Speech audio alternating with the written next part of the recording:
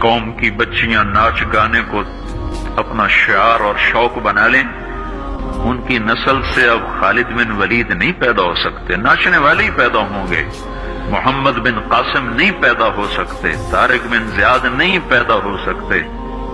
مجھے صلاح الدین یاد آیا اور میں بہت رویا۔ وہ بھی کسی ماں کا جنا ہی ہوا تھا۔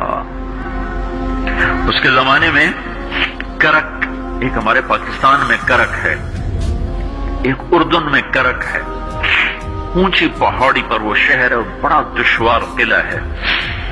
اس پر ایک حکمران تھا عیسائی، اس کا نام تھا ریجنالڈ۔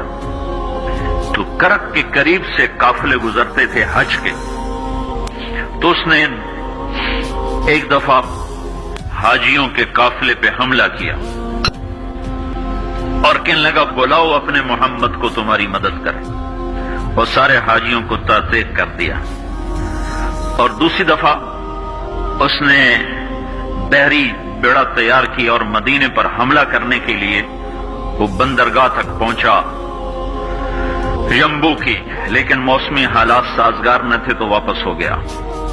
تو حطین کی لڑائی ہوئی ہے فلسطین میں، جس میں سارا یورپ اپنی طاقت کے ساتھ میدان میں اترا تھا، اور ادھر تنہا صلاح الدین ایوبی رحمت اللہ علیہ اکیلا اس لشکر سے ٹکرایا تھا، اور انہیں اس میں ساری رومن امپائر کو شکست ہوئی تھی، تو بڑے بڑے بادشاہ اس میں گرفتار ہوئے، تو اس میں ریجنالڈ بھی گرفتار ہو کے آیا۔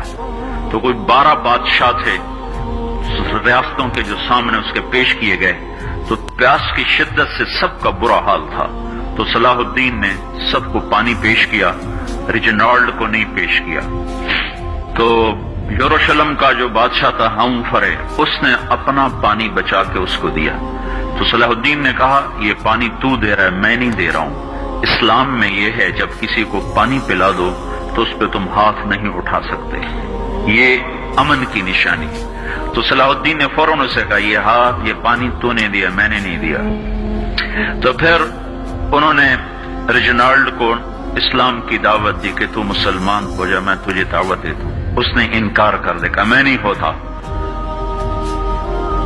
تو انہوں نے کہا میں نے تیرے قتل کی 2 دفعہ قسم کھائی تھی، ایک جب تو مدینے پہ حملہ آور ہوا تھا تو میں نے قسم کھائی تھی میں تجھے اپنے ہاتھوں سے قتل کروں گا، اور دوسری دفعہ جب تم نے حاجیوں پہ حملہ کر کے کہا تھا بلاؤ محمد کو، تو میں نے قسم کھائی تھی کہ مجھے اللہ نے موقع دیا تو میں اپنے ہاتھ سے تیری گردن اڑاؤں گا۔ آج محمد کا ادنا غلام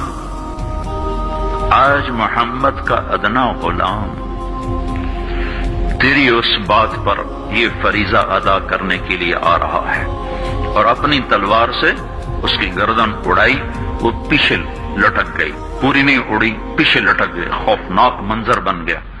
تو سارے بادشاہوں پہ کب کبھی طاری ہو گئی۔ تو صلاح الدین فرمانے لگے ہمارے مذہب میں یہ نہیں ہے، بادشاہوں کے ساتھ ہم بادشاہوں جیسا ہی سلوک کرتے ہیں، پر یہ حدود سے آگے چلا گیا تھا۔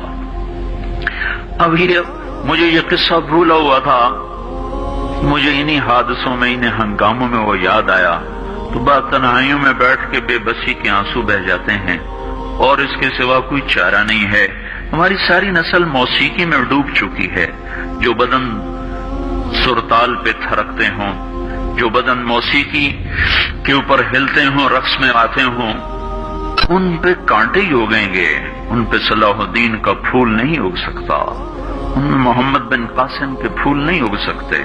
بانجھ ہو گئی ہے ہماری نسل، اور یہ یورپ کا سحر ہے جو چل گیا ہے، ہماری بے بسی ہے، ہماری بے بسی ہے۔ میں تو بس منت ہی کروں گا اپنے آپ کو پہچانوں، اپنی ہستی حیثیت کو پہچانوں، اپنی نسبت بدلو۔ تمہاری نسبت یورپ کے ساتھ ہو کے اگر موت آئی بے قیمت ہو جائیں گے، اگر مدینے والے کی نسبت مل گئی تو حضرت فاطمہ کے دائیں بائیں تمہیں بھی کھڑا کر دیا جائے گا، حضرت خدیجہ کے دائیں بائیں تمہیں بھی کھڑا کر دیا جائے گا۔ یہ چند دن ہیں، صبر کر لو، گھٹ گھٹ کے مر جانا ہی بیٹیوں کی روایت ہے۔ مشرق کی بیٹی، اس نے گھٹ گھٹ کے مرنا ہی سیکھا ہے۔ ہاں، یہ آزادی، یہ آوارگی، یہ مغرب کی عورت کا خاصہ ہے۔ اور 18ویں صدی تک مغرب میں بھی کوئی عورت ایسے ننگی نہ تھی، اور گھر کی زندگی تھی۔